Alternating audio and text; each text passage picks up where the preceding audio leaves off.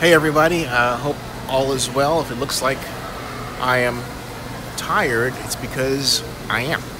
I just got off a flight from Newark to San Francisco International.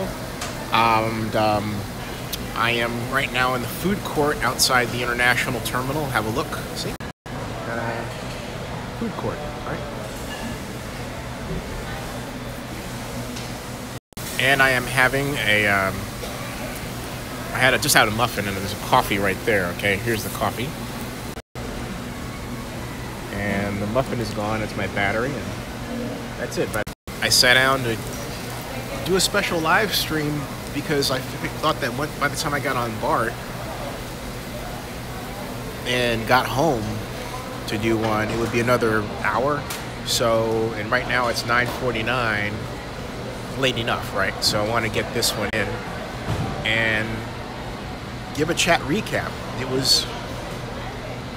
It's funny, I was on the plane, 777, should have blogged it, but I was trying to get rest. But I said to the woman I was sitting next to that it seems like time goes by too fast, and she agreed. We were talking about whether that was a proof of Einstein's theory. Anyway, now that I sit here, I think, wow. Because I remember every inch of the trip, I think, wow, there's a lot that happened on that trip. And there was a lot that happened on that trip. It really was. I would say that if I had to recap what happened, first of all, and put it into a nutshell, I would say that the 2017 NFL Fall Owners Meeting will go down in history as a watershed moment for the National Football League and for sport, because it marked the first time the owners were actually forced to prove that they cared about their players as human beings. And yeah, I did say that. It marked the first time the owners were forced to care about their players as human beings, not as free agents or employees, but as human beings. And that is no small achievement. That's no small achievement. What I got out of the meeting was that the younger NFL owners who have a great relationship with players, hey Armando Jimenez, how are you? Younger NFL owners who have a great relationship with the players, and some of the older ones, really led the older NFL owners along, right? And they really, like for example, Jed York gave a great,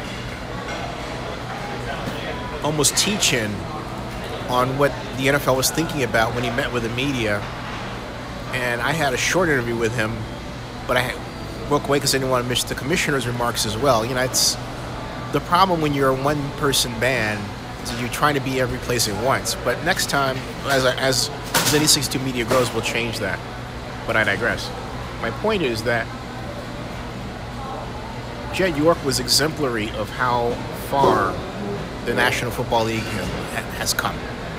And he, among others, just dragged the league along, okay?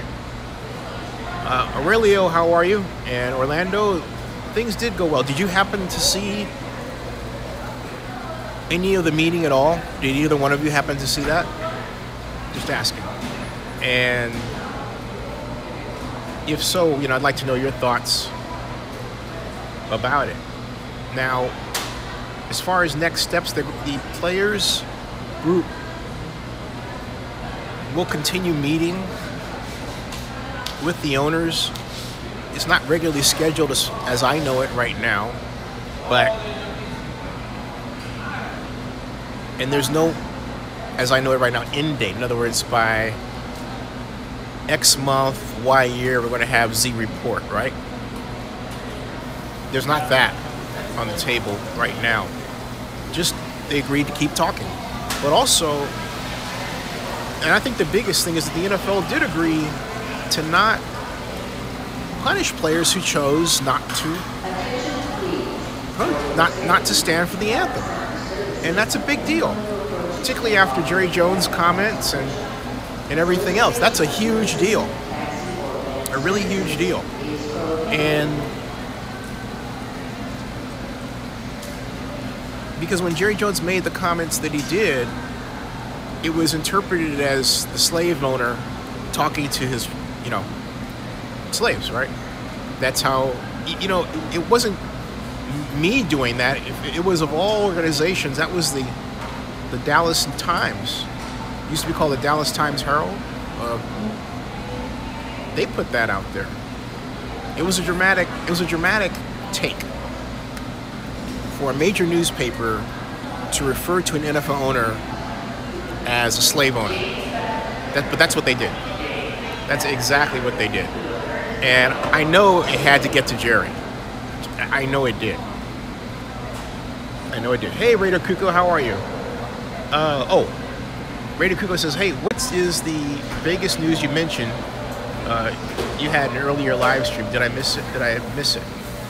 No, I actually made a separate video about it. The Vegas news is that it came up in the tail end of the live stream when Eric Grubman walked by me and I asked him about the problems in Vegas, and he said you have to defer all questions to the Raiders. And look, Eric Grubman is the number 2 or 3 most powerful person in the league. Okay, so when he says that, then that he speaks for the NFL. And I as I said in the previous video that I made on it, I said I wasn't trying to. Quick Guy Spike goes, God, you pass people around. I mean, in a joking way, right? I like Eric. So,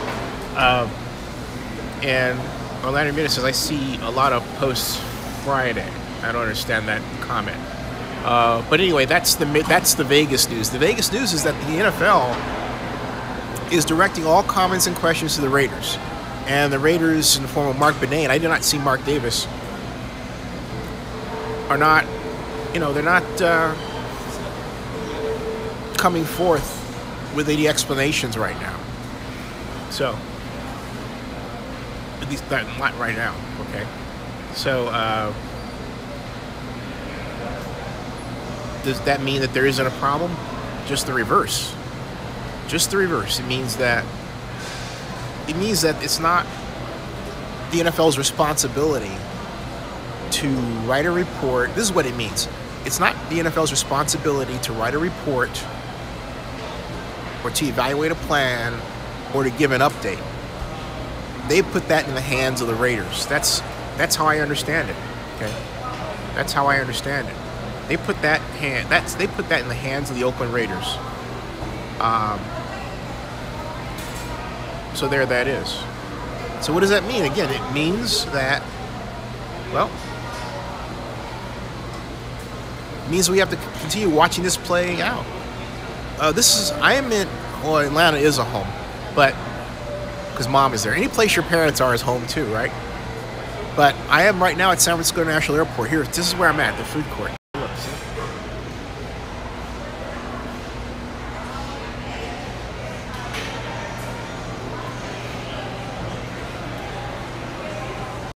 That's where, by the way, if you're here, Koi Palace over here, right there, they have great Chinese food, Koi Palace. It's great stuff. I wouldn't say this is my favorite spot. I picked this spot to do a live stream. My favorite spot is not here. My favorite spot is actually the Mission Bar and Grill, a long way away. That's over in Terminal 3. Where I'm at is, if you take a look, Crawford, over here, this is the international terminal is over here, okay? That's a new bar right over there, right? This walkway will take you to BART, and that security area leads to the 90 gates, through the 60 gates, over there. All right, that's where it is. Now Terminal 3 is over here. So so I'm a long way away from Mission Bar and Grill. That's in Terminal 3E. So there. So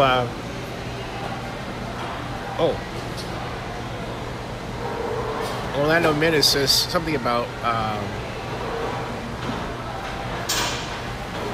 he says, I see a lot of posts on Vegas site. Which Vegas site? So when you say Vegas site, I don't know what you mean. If you mean the Review Journal,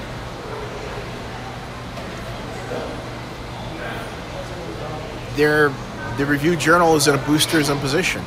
If you mean the Sun, it's the same thing. That's to me, occasionally they're going to find something, but I am not the structure. But the whole point is, I've never said this deal's going to come to a halt right now. It has its problems, okay? At all. But anyway, did anybody watch the NFL owners meeting on television? Did you watch the summit? I'm curious. So, now going, well, okay, for those who didn't and they're dropping out, great, because I'm going to talk about the summit and I'm going to talk about the players issue right now. All right. Hey, Jordan, how are you? You all should have watched it. If you're true NFL fans, you really should tune in and watch it. And the reason why I say that is this. It goes back to what I said at the beginning. This is a watershed moment in the history of the National Football League where it actually proved it cares about its players as human beings. And I'll be more pointed, it's black players, okay? Because we as, black men in particular face a unique set of problems that other people don't have to deal with. I mean, even when I was at the owners meeting, I was 4 or 5 times mistook for a security person. And that's a byproduct of black men taking security jobs when they feel they can't get anything else, or when they can't get anything else, or someone makes them an offer to take a security job. But just because, for example, I'll see a cook over here. Let me give you an example of what I'm talking about, all right? Over here? All right.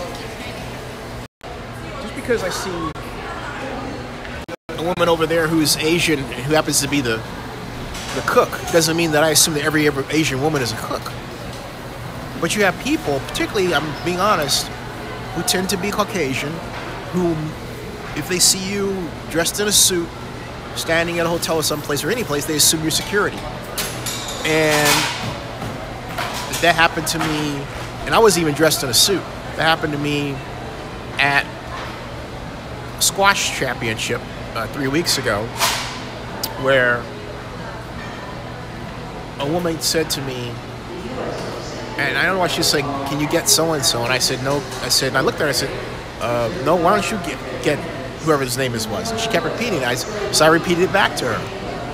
And I said, and I repeated it back to her.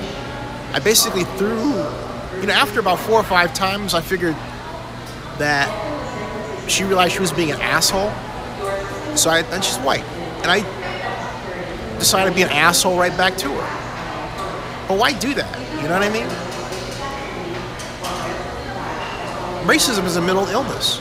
And so for the NFL to take the steps, or to embark on taking the steps that it's taking, is a huge, big deal. It really is. And so if you're dropping out because you don't want to hear about politics, tough. One thing you're going to have to deal with is this. Because of image, because of TV, hey, Rick Rice, you the man, because of television, and because of social media in particular now, lines that were once there to divide sports from politics don't exist anymore. They're gone. They're gone. You can kiss them goodbye. So, I mean, all of us, myself, the commissioner, we all want to get back to just football, but we have to deal with these problems first. And we should not have a country where you have to be a black to understand a black person's problem. it's very gratifying to see white people out chanting against white supremacy. It's called empathy, right? Empathy for a person's problem. So no, we have a long way to go. I mean, a long way to go. And I'm very proud of the steps the National Football League took today and this week. Major. Now, and I'm particularly proud of Jed York, because I get the impression, although I wasn't in the room, but I think I'm gonna talk to who he was. I get the impression that Jared really led the conversation. I really do, because he's fired up. You can tell he's fired up. He's energized. He's writing. I really want to help him. And some people may have their issues with Jed York. I have never had issues with Jed at all. Jordan Yancey says, "Did you find anything out about Aldon Smith?" No, it wasn't. I didn't. And it wasn't a full complement of owners, okay? There are only a handful of owners there to deal with the Players Summit. We have another owner meeting coming up in December, and that's generally in Dallas at Las Colinas, all right? Hey, John Marks, how are you doing? Hi. Hey, John Marks, how are you? So, but no, I didn't find out a lot of football information. I went in, as you know, with Vegas being on my agenda along with the Players Summit, because I knew this would be important. I just didn't realize how important it was going to be until Donald Trump issued his tweet, right? So John Marks is the man. He is not a myth. He is definitely a legend. But I want to show you something about Donald Trump. Did I say Donald? I accidentally said that. I meant Donald Trump, not Donald Chump. I meant Donald Trump, okay? That's what I meant. Donald Trump, all right?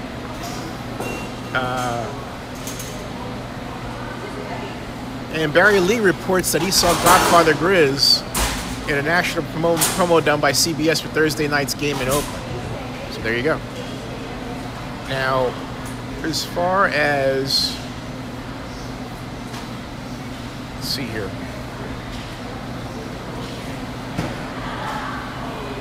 Tampa Bay got final approval to host the Super Bowl, but that really didn't come up in the meeting. What I'm looking for right now is this. I'm looking at, and I'll show you.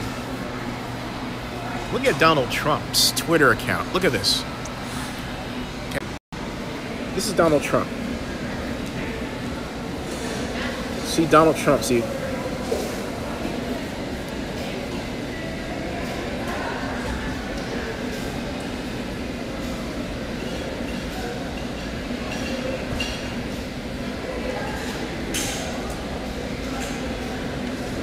See, look, NFL.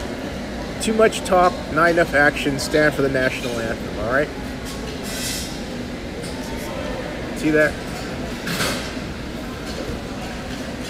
To which we get this, all right?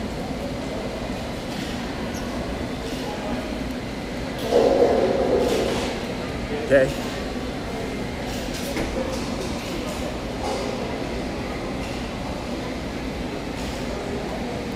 All right. So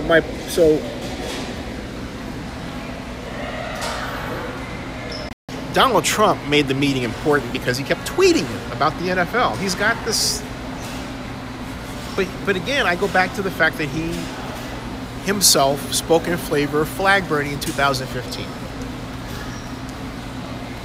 Crawford asked, which golf course will he be at this weekend? Good question. Then he asks, he says, is he still bitter over the $1 he received from the USFL lawsuit? Undoubtedly.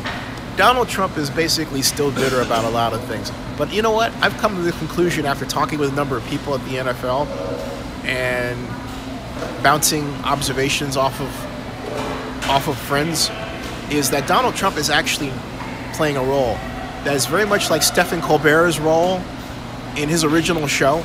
We played a conservative Republican, right, that flamed people. I think Donald Trump is really playing that role. Rick Wright says, threaten to take away the money, they'll stand up, right, just as Jerry Jones. Right, but here's the point. Is it legal for a president to do so if the president himself is on record as recently as the year before he decided to run for president for doing the opposite.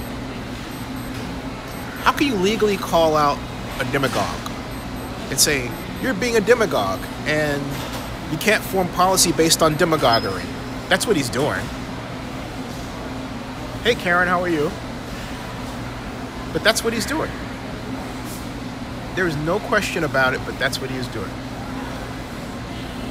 Is it right? Of course it's not right. It's horrible for him to do that. But that's what he's doing. But again, by the fact that I mentioned Trump made the NFL owners meeting about him. He made it about him. Hey, Adam Miles, how are you? And Karen said, hello. Says, I think you're right. What did Rick? Yeah, right. Yes. We'll call Karen. Now, Barry Lee says CBS in the promo. I mentioned that. So Godfather Grizz. And Karen Christian says Chris Long is donating, 10 of his paychecks. Yeah, Karen, in my live stream, actually,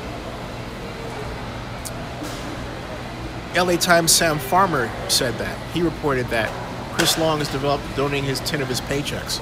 So again, there's a lot of big moves coming out of this that should be commended. That's one of them.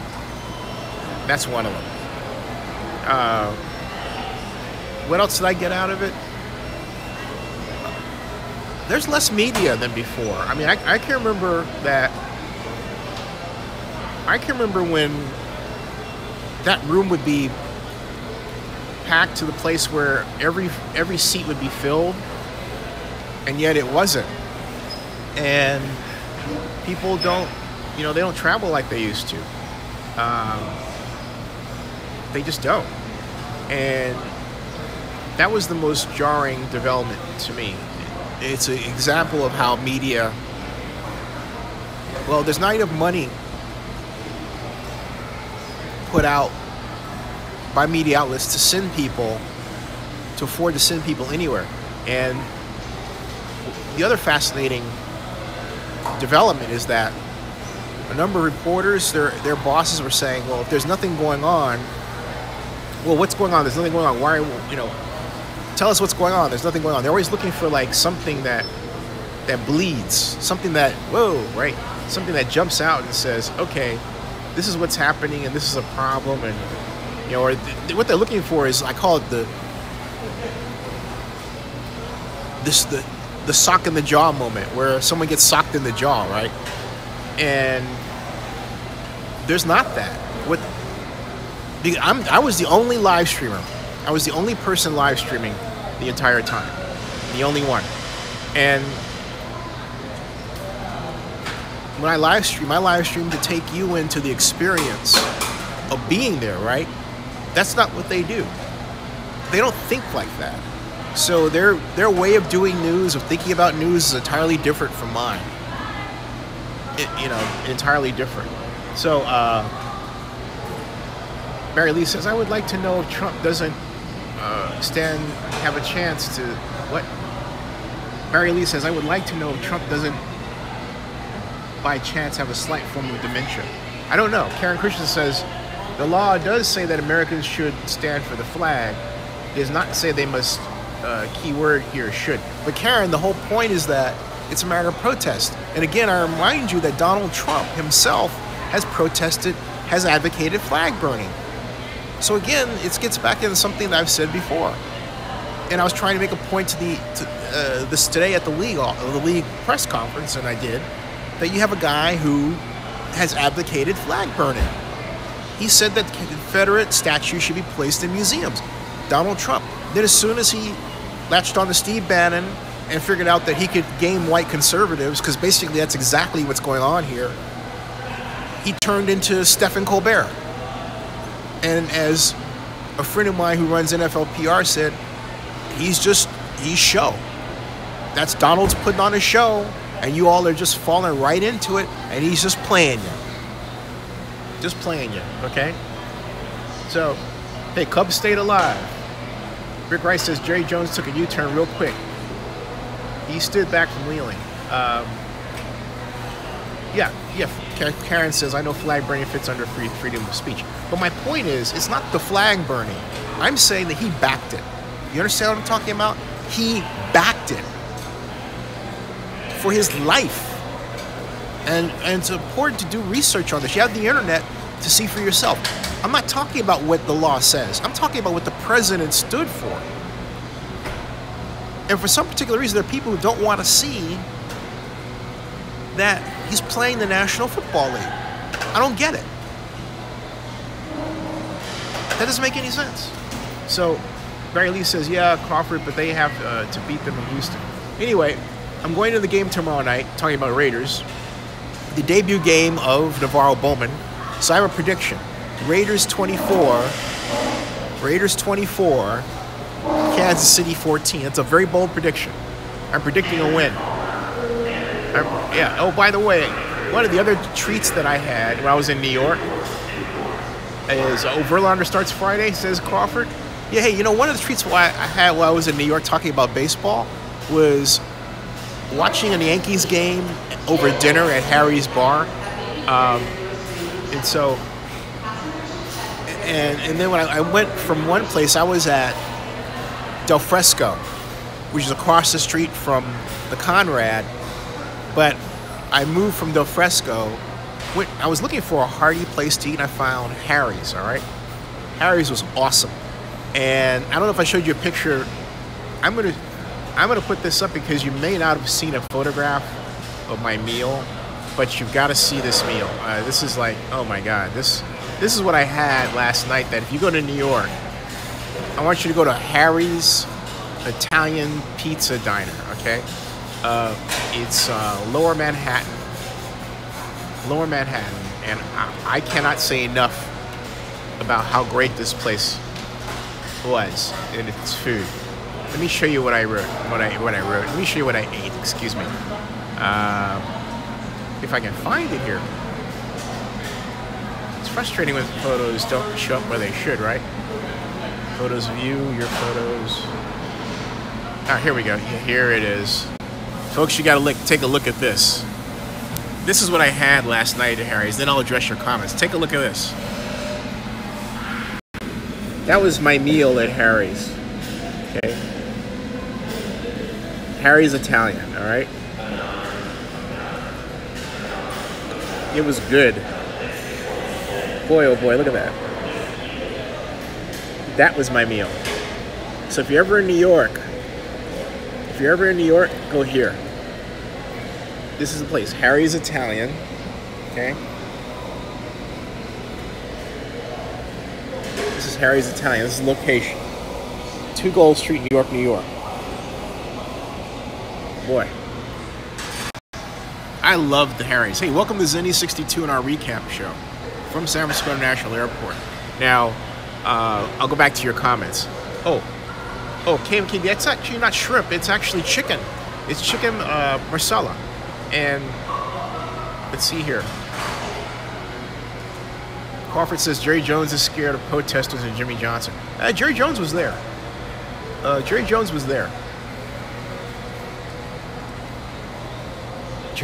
John Mark says Jerry Jones is the man who got Mark Davis in the Vegas deal, now takes a knee against white supremacy. Yeah. But to me, he should have taken a permanent knee. But look, Jerry Jones was there. He was there. Now, Barry, you taking off? You just got here.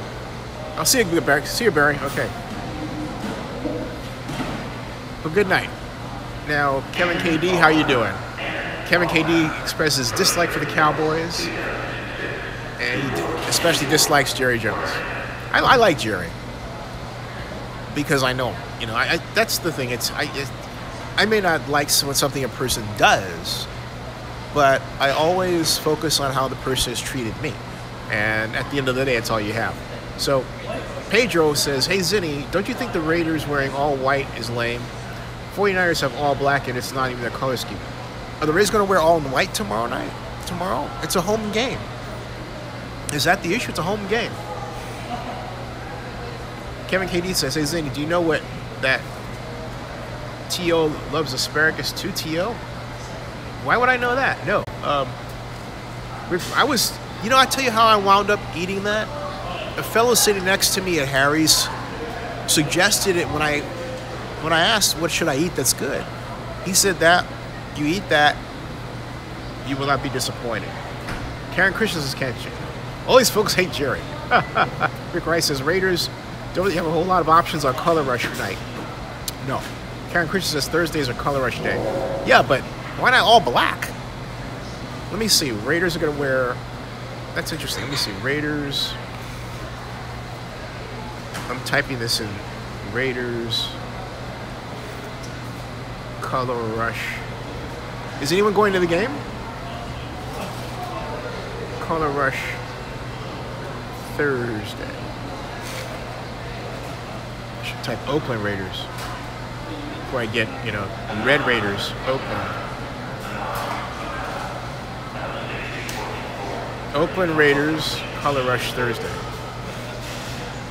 What Raiders Chiefs Color Rush will look like. I gotcha. Okay, here it is. Okay, so it was revealed Thursday night. I see. All white. Man. Silver numbers with a black outline, all white. But it's not the glossy silver, We'll see. I don't know. I think that's a bad luck thing. To me, the Raiders should not wear that against the Chiefs. The Raiders should wear... I don't know whose idea that was, but I'm superstitious. I think the Raiders should wear all black against the Chiefs. I mean, they're playing in Oakland, okay? They're playing in Oakland. They are playing in Oakland. That doesn't make any sense to me. Wow. They're playing in Oakland. So the Raiders are going to wear white at home? That's a bad omen. That is a bad omen. Wow. Thursday night color. Look at this.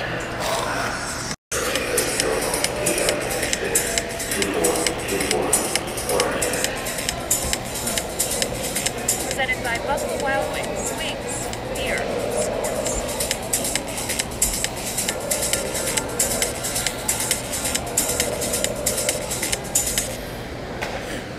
That's a bad sign. Bad sign. All right, so we've got Rick Rice says, wait a minute. Kevin KD informs us that the Raiders used to actually wear black pants. And Rick Rice says, at least they're not prancing around in pink. Very funny. Very funny. But wow. But yeah, John Marks, the Raiders are wearing their away uniforms at home. We have to look at the last time that happened. It is a bad sign. Karen Green says, I don't like the white color. We look more menacing in black. Plus, black's our home color. Let me see if I can find in history the last time the Raiders wore, Oakland Raiders wore white at home. Let me see this. Oakland Raiders. Oakland Raiders home white. I'm searching that right now. Let's see what I get here.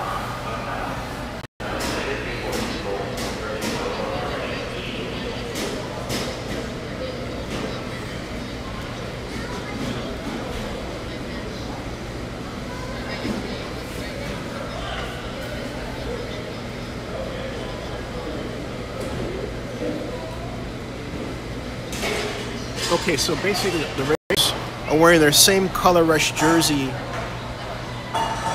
or uniform that they wore in Kansas City this year. Excuse me for a second.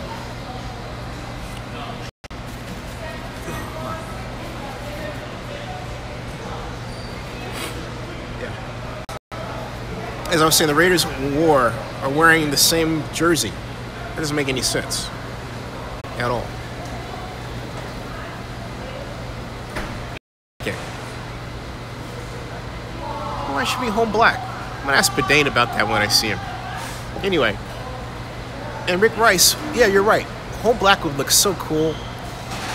Kevin KD says Crawford, they actually used to have a silver alternate jersey with black lettering. Yeah, that's true, they did. They did. John Mark says Mark Davis needs to get a reality check for the Oakland Raiders.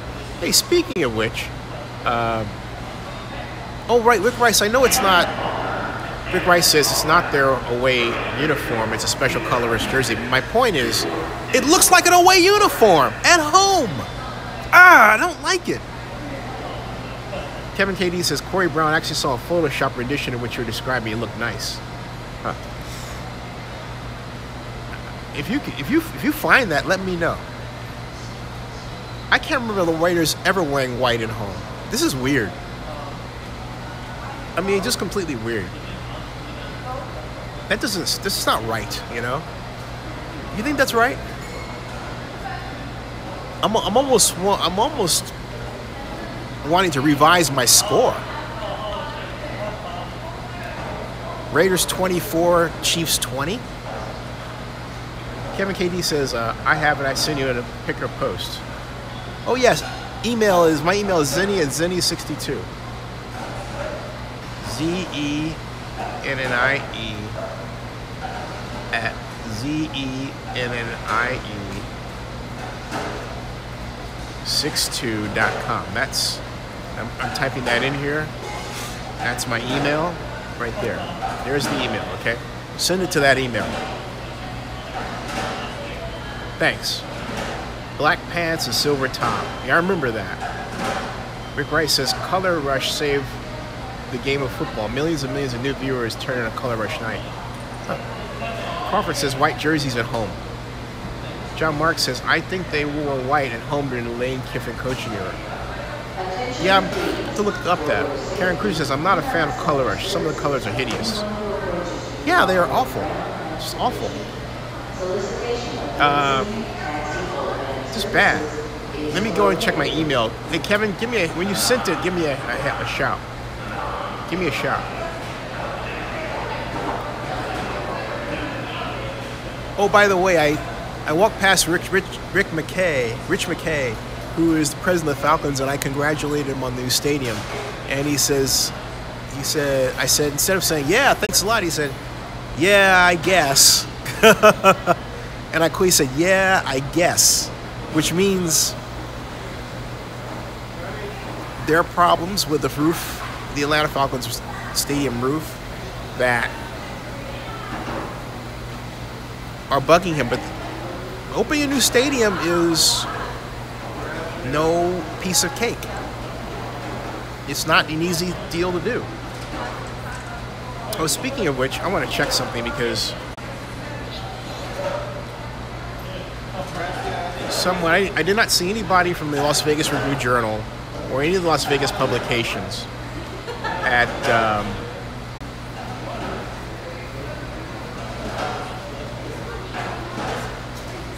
and they're trying to put a positive spin on everything. No long-term effects on tourism expected after Las Vegas shooting. Well, if that's the case, then why did you have to write an article about it, right? Just asking. Just asking.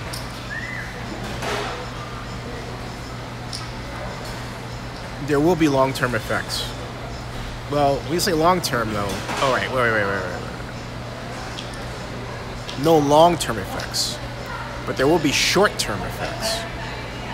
Short-term. That's the key. I am actually going to do a search here for news. So, sometimes people like to chime in and say, all I see is positive information about Vegas, which, thinking, are you just some Vegas person coming in to just say that? which is a compliment I suppose to the site. Hey, welcome to Zenny62. We're talking recap of the NFL owners meeting. And if you're wondering where I'm at, I am at the food court at San Francisco International Airport. Look, see? Which places have closed down behind me. See that? Closed. All that stuff. Yeah. All right. As John Marks says, Vegas is dead. So, let's see here. Yeah, this is not working. Oh, here we go. Vegas Nation, Raiders play perfect Kansas City Chiefs. And I don't see anything. Raiders to rework narrative. Vegas Nation, Raiders signed tomorrow. So what's this guy talking about? Road at Raiders Stadium site may be abandoned. Fine. So there's nothing here. MGM Resorts, buyer of WNBA franchise. Okay. So this person, all right.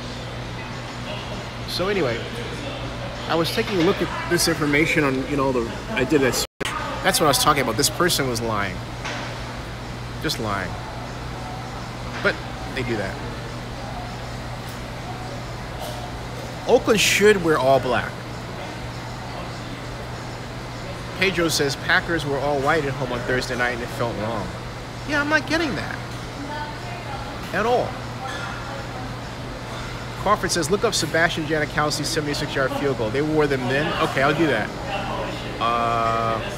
I'll do that right now.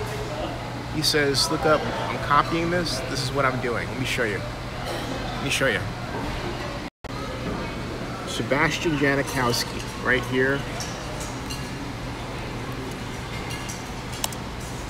Field goal. Aha, there we go.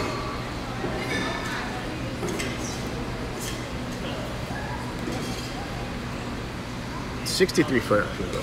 So there.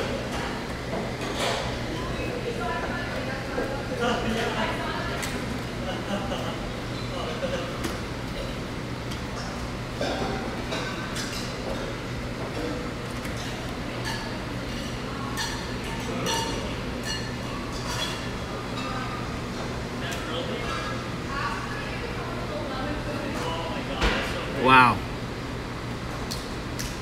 Okay. So there's one.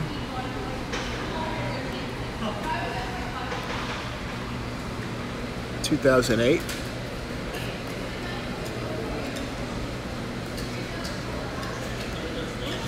The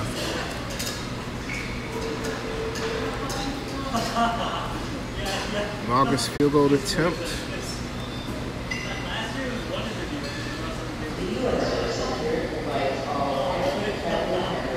(2008). Huh.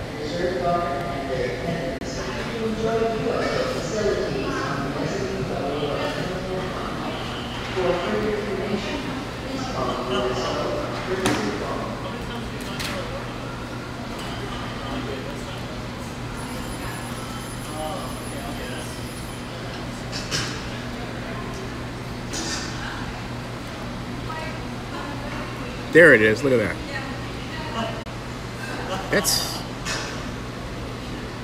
That's San Diego. Right there.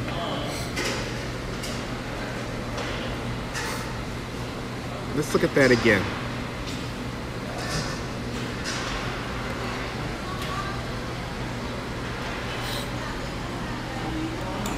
Clearly the Coliseum. Let's freeze frame it. There's Janikowski in white. Okay, so, yeah.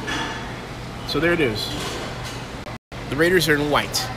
And that was Janikowski from 76 yards. Thank you for the tip, Crawford. Look that up, and then we saw the Raiders in white. Now,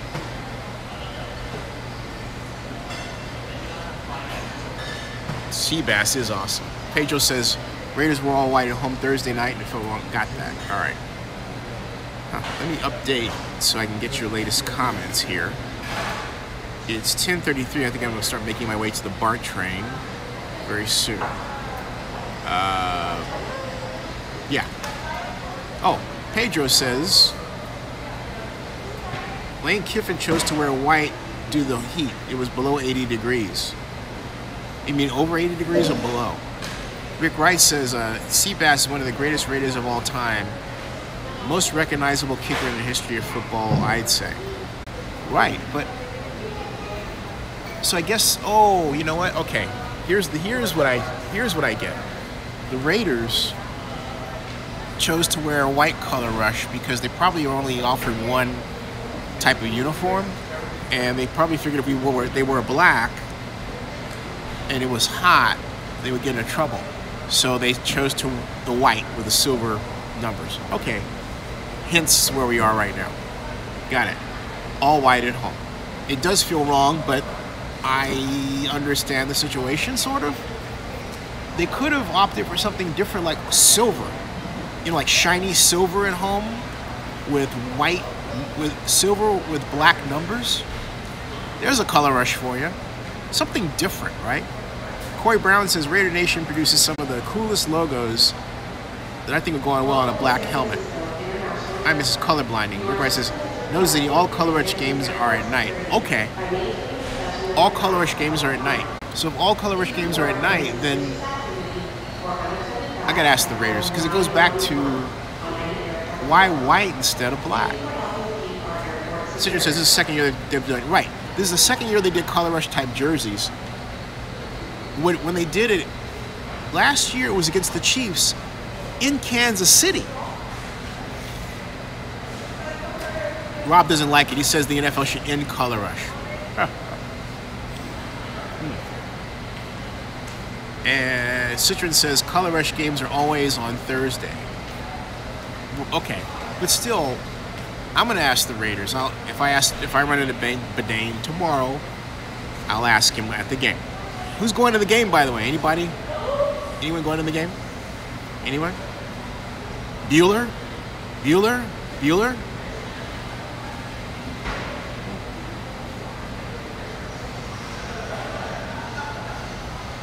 I am going to, it's 10:36. I'm going to sign off, folks, because I'm going to go get Bart and go home and get some rest. I have had an incredible journey of a trip. So I want to thank everybody for chiming in when you've been able to do so. Thank you. As Rob says, good night and get some sleep. I would do so. And you can bet your last money it's all going to be a Stone Gas Honey. That's right. Good night, everybody. See you guys. You know what? I'll be at the game tomorrow. So the game starts at, I believe, 6. So I'll do a stream after the game. I'll do a stream from the game. All right? I'll do one from the game, but not of the game. I'll do one at the game, but not of the game. Right? Got it? All right. Stay in Oakland. See you guys. Watch horror movies. Keep America strong. Good night, everybody. See you. Good night. Mob Alley. Yeah, Mob Alley tomorrow. See you guys. See you later. Good night, everybody. And hey, Karen, thanks for stopping by. See you all later. Hey, thanks, Crawford. Thanks, Rob. Thanks, Corey. Thanks, Rick Rice. You the man, Rick Rice. No, you the man. You the man. You the man, Rick Rice. And yeah, hey, I'm not driving. I'm taking Bart. I am taking Bart. All right. Good night, everybody. See you. You the man.